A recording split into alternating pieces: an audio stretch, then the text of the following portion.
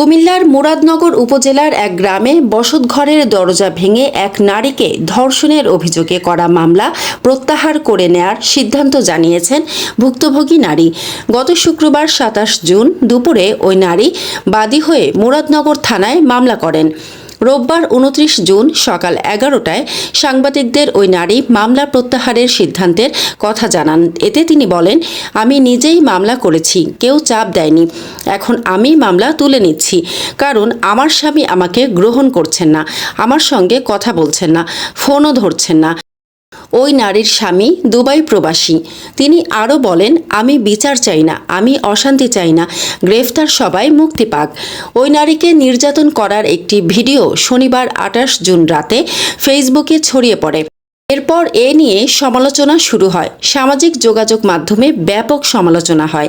মামলার এজাহার ও ভুক্তভোগী ওই নারীর সঙ্গে কথা বলে জানা যায়, হিন্দু সম্প্রদায়